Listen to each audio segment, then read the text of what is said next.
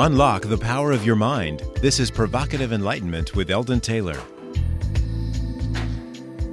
Welcome, and thank you for joining us today. This is an hour dedicated to understanding a little more about ourselves, sometimes our technical problems, our beliefs, what's real, and how we approach enlightenment. Indeed, an hour devoted to learning something more, not just about the world we live in, but about how, what, and why we think as we do. An hour for the open-minded, willing to challenge some of those old ideas about who we are and what we have become. I'm Eldon Taylor, and this is Provocative Enlightenment. Every week I read some of your letters as our way of respecting the very important role you play in making this show successful. Last week our show was all about thinking, and we focused on my book, What If? The Challenge of Self-Realization. Brian wrote, a number of authors I have read in the human development arena make me go, oh yeah, to concepts, and I might absorb, use some of it or not. My experience with Eldon's books tend to be along the line of questioning my own thought process and logic circuits. There was a time on another internet station that I would often hear Eldon talk about or ask his guests, what is the last time you had an original thought? I could just hear the gears grinding to a halt in that person's head. They were grinding to a halt in my head too.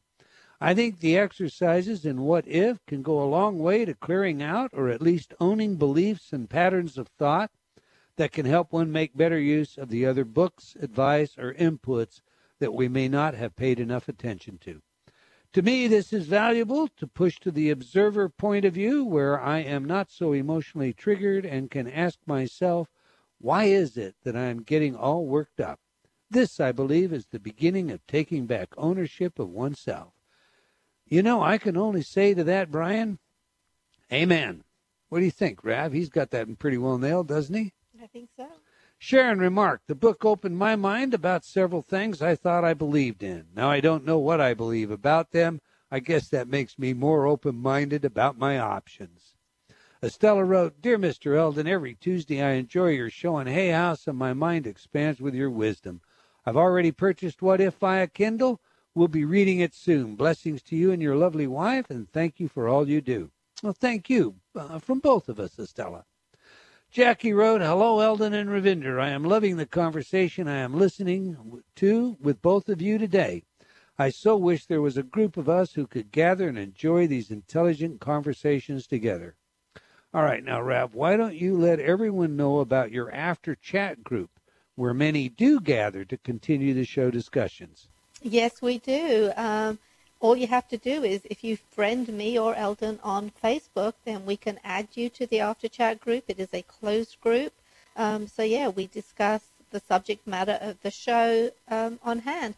And then there are additional ideas that come up. We've had one request for a book club on Facebook where we can actually dive into the book. People want to talk about what ifs, a lot more. But then, any other books that we want to discuss together. So our social circle is growing. There's a whole lot to do there. So come friend me on Facebook, request, the invitation for the After Chat group, and we can take it from there.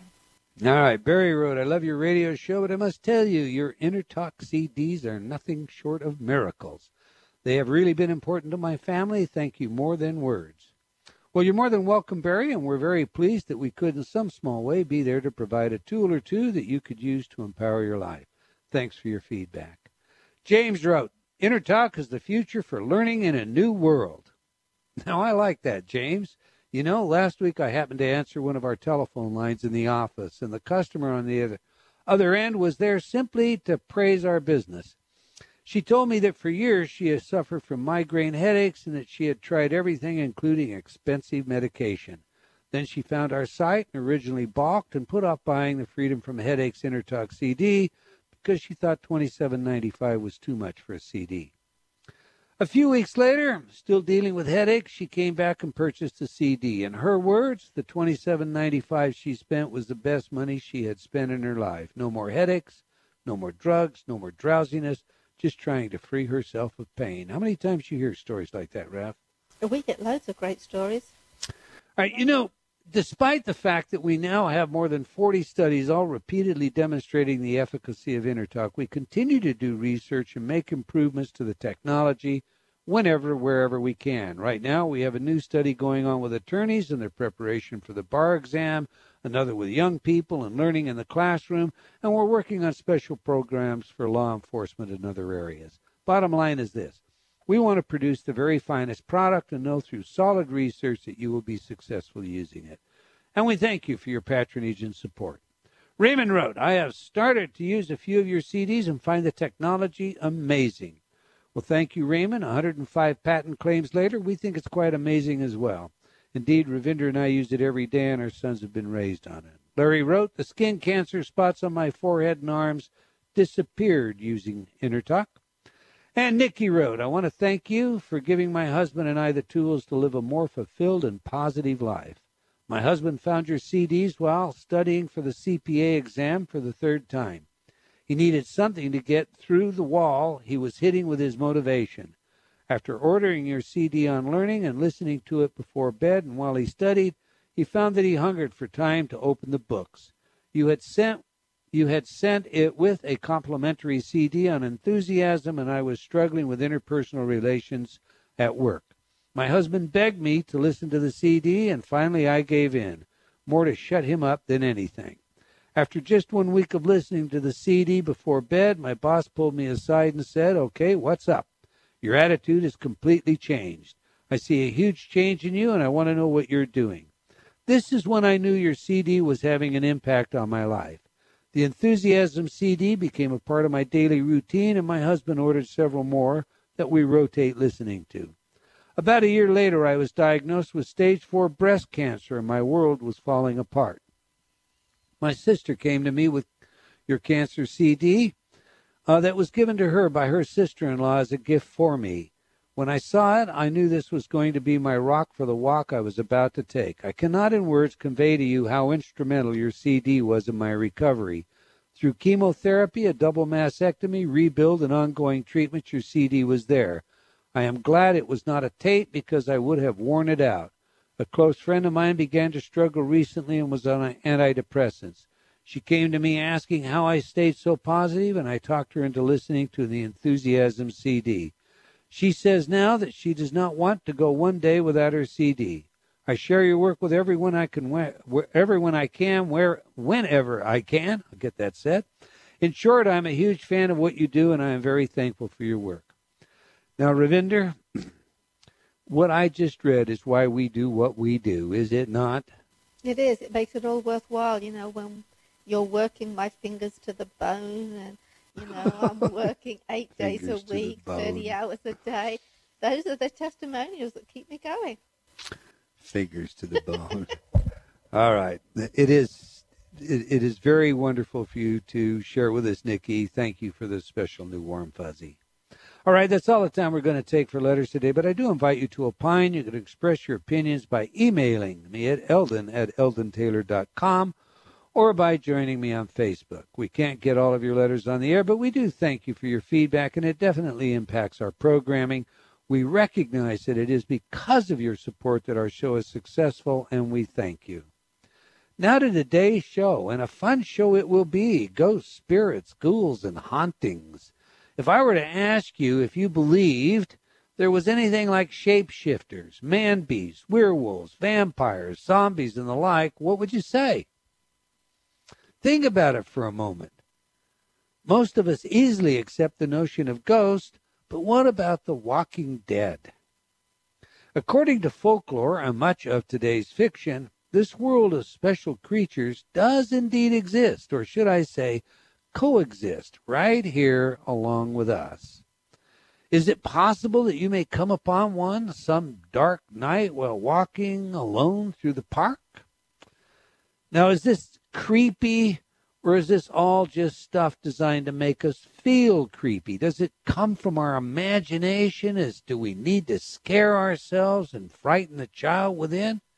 And if so, is there any historical evidence for any of this creepy stuff? Our guest today is an expert on all matters of this sort. Dr. Bob Curran is a broadcaster, writer, teacher, and researcher who has written a number of books, including Vampires, Zombies, Werewolves, Encyclopedia of the Undead, Walking with the Green Man, Celtic Lore and Legend, and Lost Lands, Forgotten Realms, all published by New Page Books. Bob was born in a remote area of Northern Ireland and has held a number of jobs: gravedigger, journalist, musician, and hospital porter among them.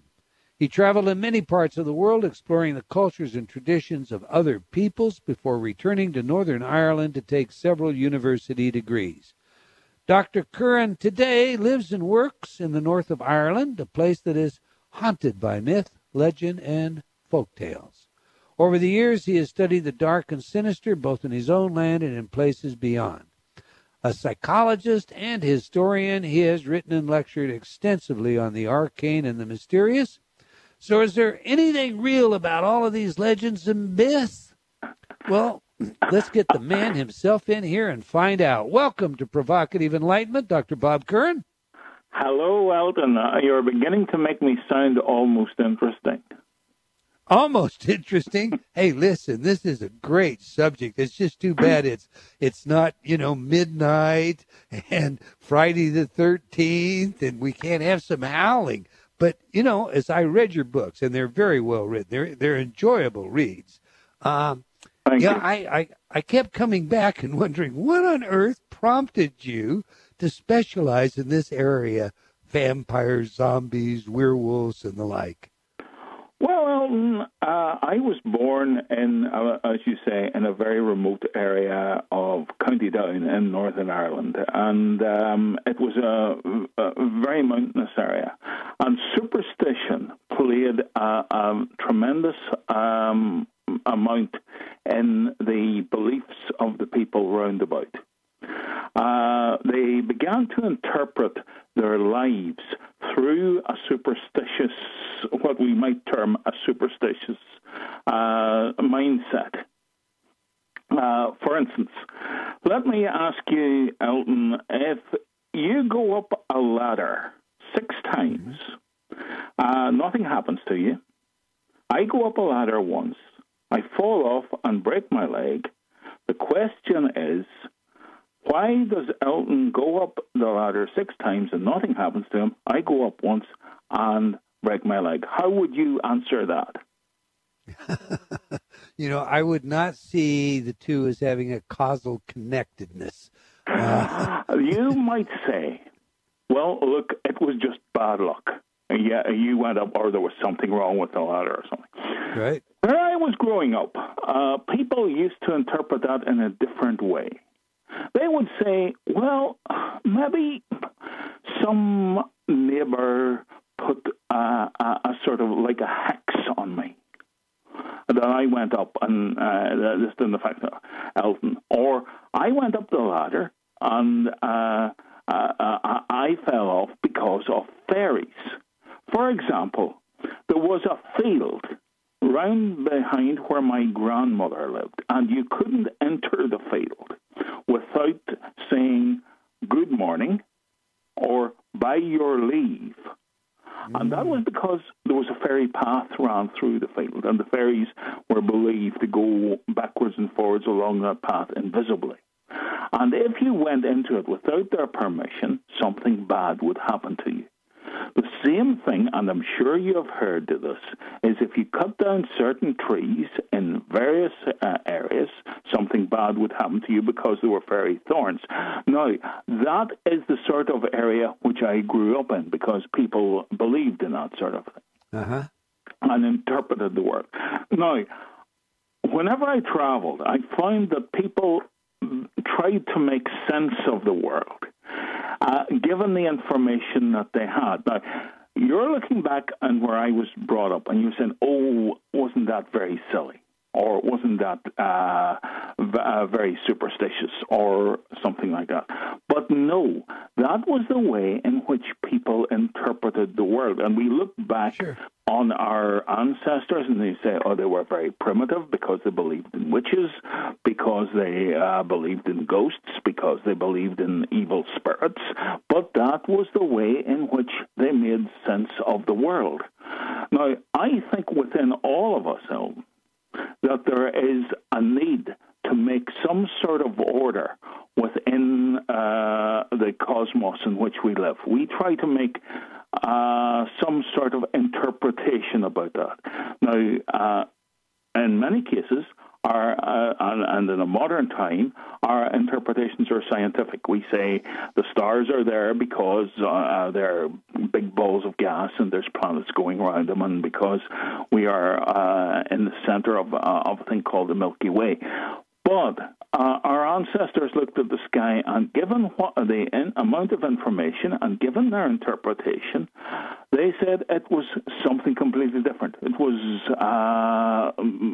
gods in the sky. It was creatures going across the sky. The sun came up and and ate the moon, or the moon came up and ate the sun, or did something like that. And this is how they made sense of their world. Because none of us, I think, Elton, wants to think that the universe is unstructured and that we are simply hostages to chaos. So we do that through either religion, through our belief systems, or through how we interpret the world, whether that be in a scientific or a supernatural way. Okay, I've got to ask this then, Bob, are you still superstitious? Well, you keep asking me, am I superstitious? And other hosts have asked me, do I believe in ghosts? And do I believe in the things I write? You say do. And the question then I would ask you is, do you believe in them? Because if you believe in them, they exist. Okay, no, I didn't mean that. I didn't mean in that sense. That is the way in which you interpret your world around you. Right. If you want to say that's not what I meant. ghosts exist. That's not what I meant, Bob. I can't explain to you, and people come to me, some things I can't explain, and say, look at this, look at that. Now, for example, I went into a room a number of years ago. Now, it was in a house in which an old aunt, or great aunt, of mine had lived. And she was always fond of using what was called lavender water. It had a particular smell. It was to make her smell nice. And she died. And I went into the room in which she was, long after she was dead, and I could smell the lavender water. Now, people say, well, you're interpreting that as a ghost. And I say, well, I can't really explain. The only way I can explain it is that I associated the room very strongly with my great aunt. And perhaps it triggered something in my brain that I smelled the lavender water. But I have no answers for you. You ask me, am I superstitious? I'll give you the real philosopher's answer. I will say both yes and no. So make of it what you will. All right. No, actually, I share your experiences. I could tell my own about smells and the deceased and ghosts, etc. I wasn't inclined to ask that. It's, we have these superstitions about the black cat crosses your path, or a snake or something. That's the kind of superstition I was asking. Whether or not you shared that superstition. Go ahead. You're asking me, would I walk under a ladder? Because that's a great superstition here. If you walk under a ladder, something bad will happen to you. Now, I will not walk under a ladder if a man's up there carrying a pail of paint, because he might drop it or he might spill it on me. Or will I walk on any crack in the pavement? Yeah, well, I would be tempted not to, in case I might trip over it.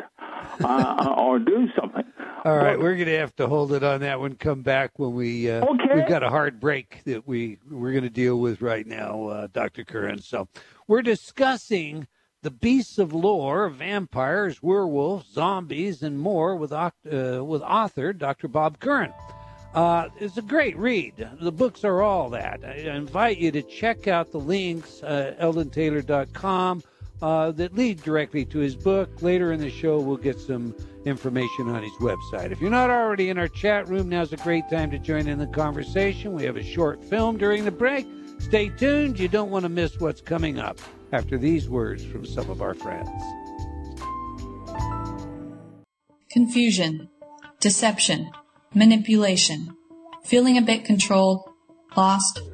Learn how you can take back control of your life through proven techniques in Eldon Taylor's revised edition of Choices and Illusions.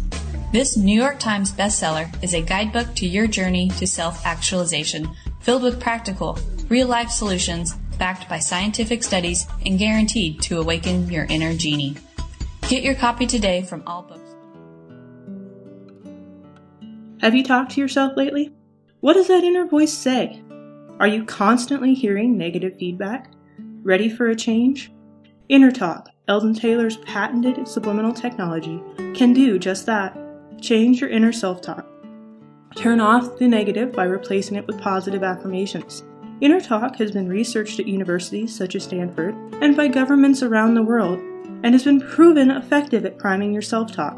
Armed with a new positive outlook, you'll find everything becomes easier, from losing weight to stop smoking, giving presentations to riding horses. Learn new things to being a powerful salesperson. Choose your title for change today. Visit www.innertalk.com. That's INNERTALK.com. Innertalk.com.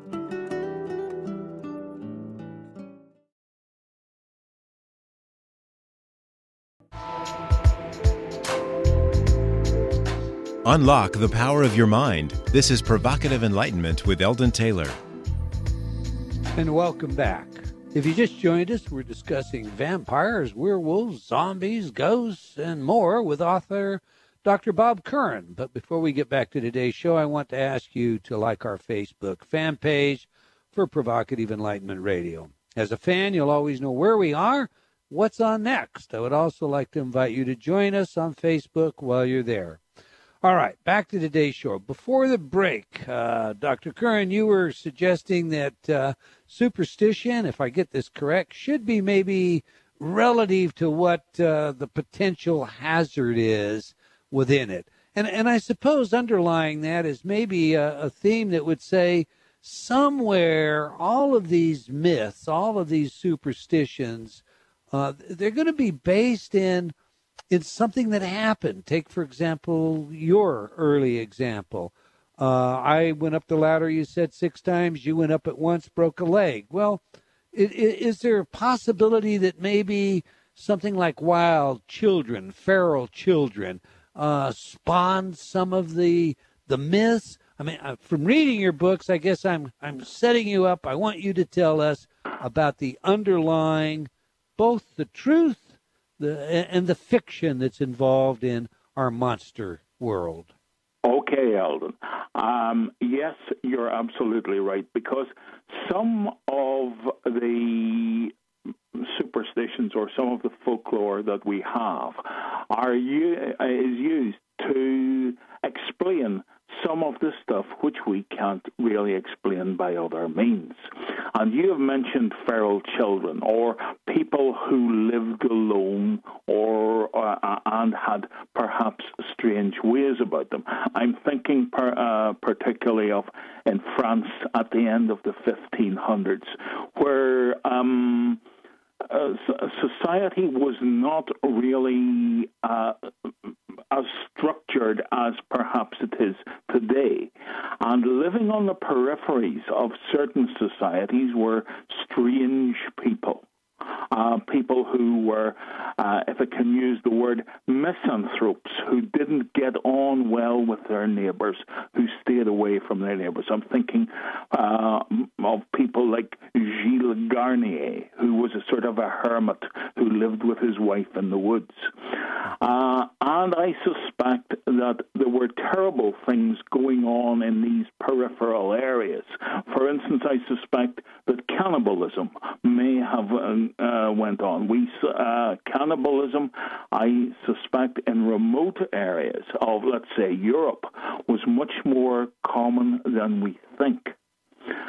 So that when somebody died, perhaps in the middle of a very hard winter, and in certain parts of rural America too, and died in the middle of a very hard winter, they could finish up in the stock pot for a community. But people like Gilles Garnier, who was on the edge, the periphery, was classed as being a werewolf. And wolves who appeared in the area were connected to him. Now, these were actual wolves. But because he was such a strange old man, and people thought that he must be something supernatural. I'm thinking again of Peter Staub, who lived in Baden-Württemberg in Germany in the 1500s, who was accused of committing incest and a number of other crimes.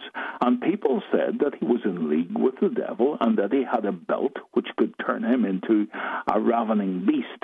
So these were people who were very much on the periphery of society, but whom society used superstitious or supernatural explanations to deal with them or to explain them. And both Staub and Garnier were both burned as werewolves and as witches. Once again, you get a strange old woman living on the edge of a community. Who has strange ways about her, and she gets interpreted as a witch.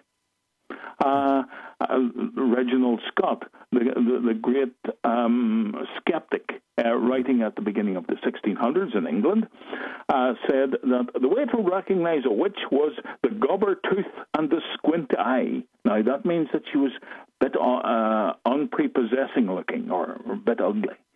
And people were frightened of her because she wasn't really normal. So they began to invest her with all sorts of supernatural things and began to explain maybe her strange habits or her strange ways or her strange looks. And consequently, the idea of a witch was born. And you find this in England, you find this in South Germany, and you find it to some extent in America. Of course, yes, you do. So you're going to say that, and please don't let me put words in your mouth, that all of these myths are indeed myths, but they were seeded from or by real people who, because of their strange appearance, their strange behavior, or perhaps their criminal behavior, or what we would see as criminal, at least today, gave rise to exaggerating this entire... I think you're right, Eldon, but I think it's much more than that. You asked about vampires. Good. Now, Flesh that out. The belief in vampires, and the belief in vampires has been with us for a long, long time. In fact, one of the questions I asked whenever I was writing a book on vampires was, why has the myth of the vampire proved an enduring one? Yes, there are certain things which have happened. For example, the spread of disease, such as tuberculosis, for instance, in a place like Rhode Island, where you have which is, I think, and I would be tempted to say that it was the vampire capital of America, rather than New York or Los Angeles. Rhode Island had a string of what were called vampire women, ranging from the late 1600s through to the beginning of the 1800s. And part of that was down to disease. But the notion of the vampire itself asks a fundamental question. And the question is, what is it like after death? Because nobody knows.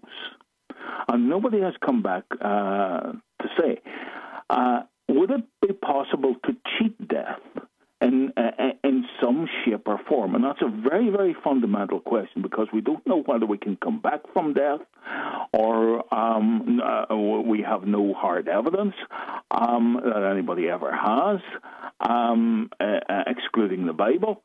And can somebody exist forever without having to die? Now, the question, the vampire begins to answer some of those questions. It's an interpretation. It's an answer to the question. Here you have the immortal person living forever, who has to live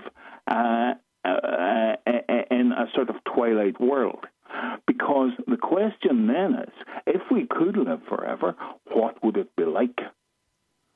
Would it be, as the Egyptians thought, that you went from one transition to the other, as did the ancient Celts, and you took all your servants and your dogs and your hounds and your wives and stuff with you?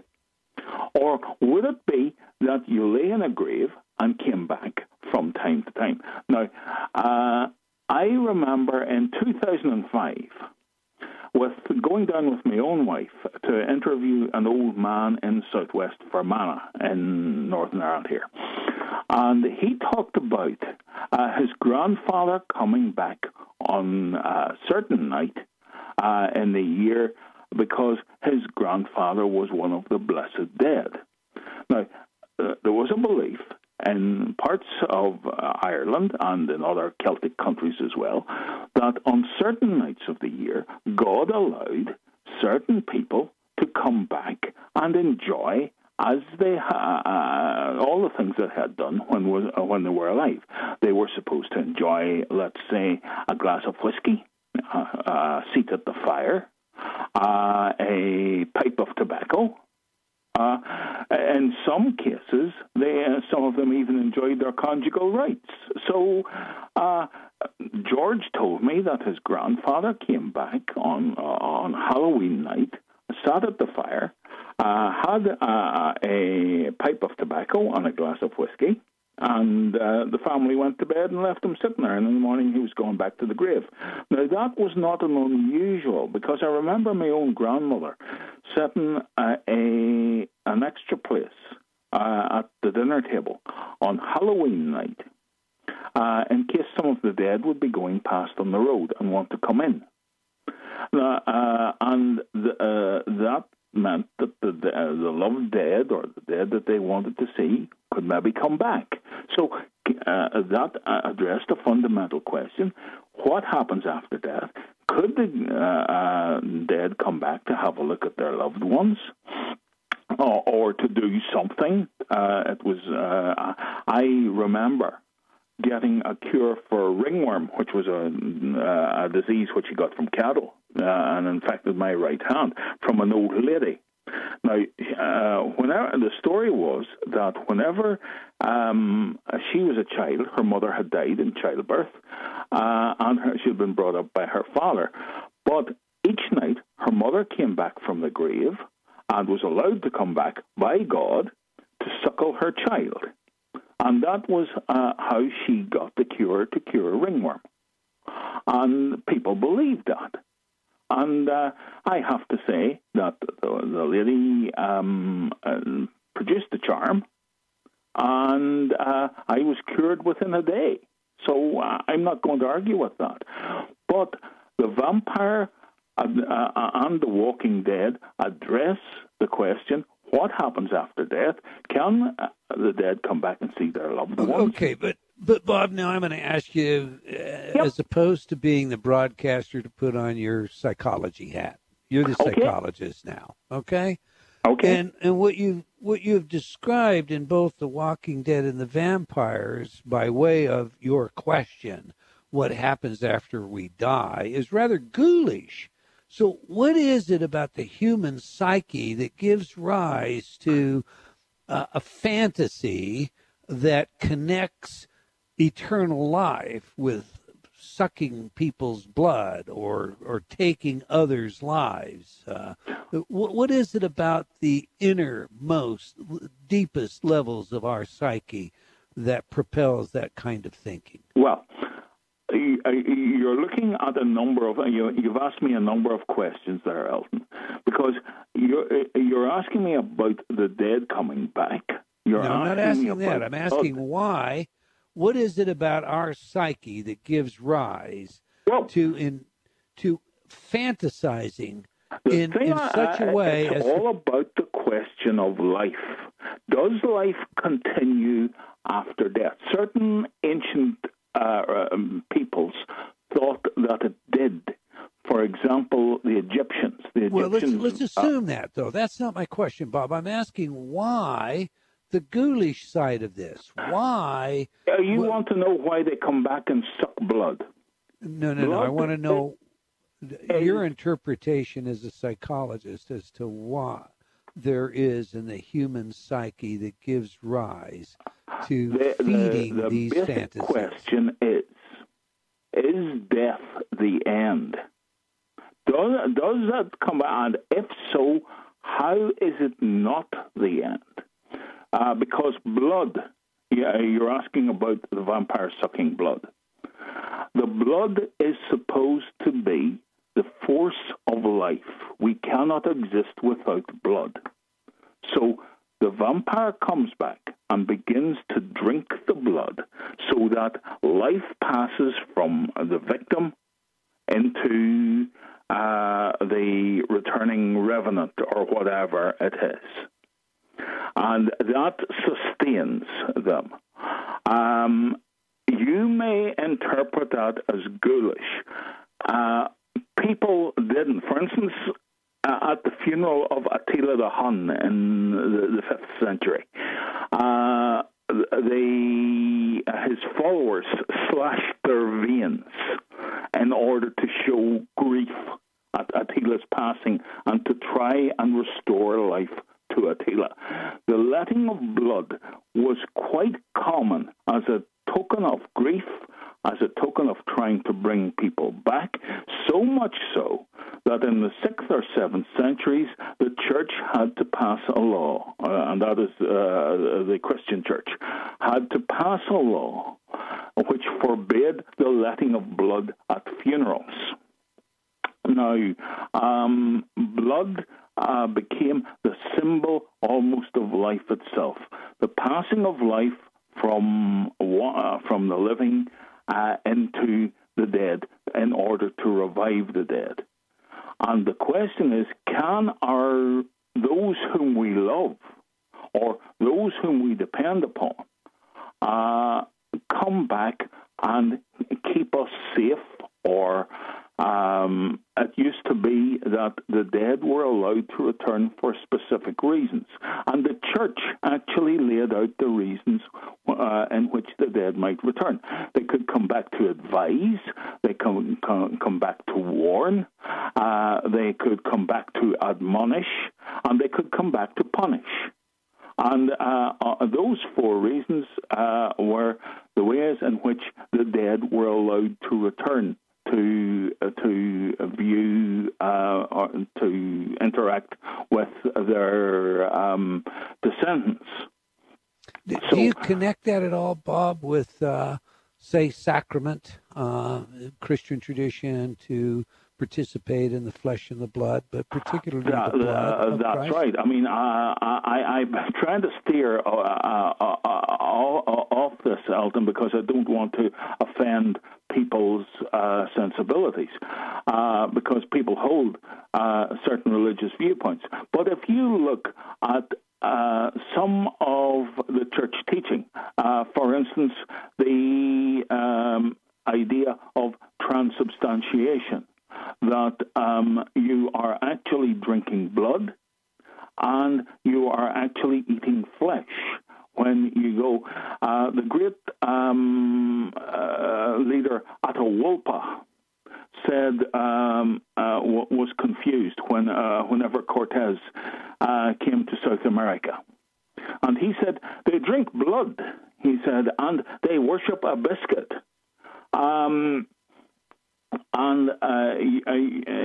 He found this incredibly strange.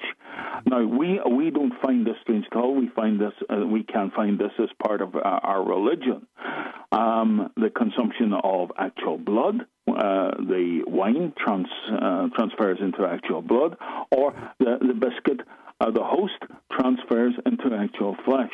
Now, I don't want to offend anybody's sensibilities if they believe in that, and I'm very conscious of not offending their sensibilities.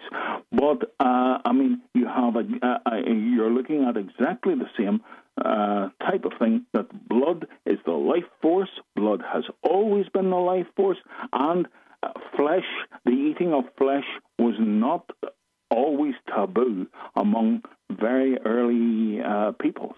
Right, and that's where I wanted to go. I mean, and I think most of our listeners know that as far as these kinds of things, I know that somewhat 300, I think it was 350 BC, the cult of the Great Mother in the Mesopotamia area. Absolutely. On the vernal equinox, the rebirth of the sun, if you will, which just happened at that time to be the 25th day of December. And the slaying of the old bull, king and the emergence of the new. Yeah, that's right. So, entering the pit to partake in the blood. Let's move on to recent interest in zombies has prompted concepts such as zombie apocalypse.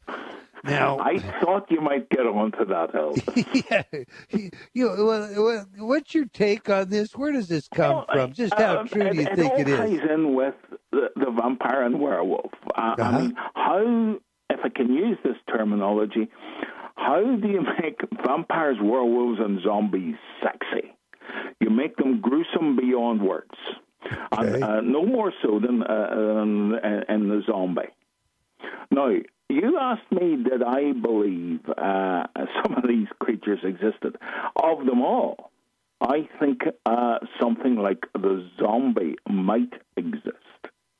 Now, you have to ask me then, what do I think the zombie would be like? Do I think it's one of these flesh-eating things? And we get cable TV here, and late at night they put on these shows, and sometimes I'm sitting up and I'm coming in and I'm getting my supper and I'm watching these things, and they're all about zombies, and they're all about some sort of plague has swept the world, and zombies are going about eating people's flesh and stuff like that. Now, I don't think the zombies are like that, but I do believe that there have been people who have been either drugged or had some sort of substance put into their bodies that have taken away part of their reason. We do have an actual folkloric zombie, or a real zombie from the 1980s, and that was Clervius Narcisse, who in 1980, you asked me, do any of these have basis in history? And Clervis certainly walked into a village in 1980. And the problem was that Clervis had been dead and buried in 1960 and was recognized by his sister, who lived in the village. And he had been enslaved by a Bokor. Now, his Bokor is a witch doctor. His brother, in fact, was one of these witch doctors, and had drugged him and had sold him on to another person. And we do have in the penal code of Haiti. Now, Clervis lived in Haiti. He was in a village in Haiti. And we do have in the penal code a forbidding of buying zombies in order to work as cheap labor. And that's from the Haitian Penal Code. Right. And so there may be people who have been influenced by drugs or some sort of substances. And this was the basis for the book The Serpent and the Rainbow, which was based actually on Clarvise. Wade Davis was the anthropologist who wrote The Serpent and the Rainbow, which was then turned later on into a film.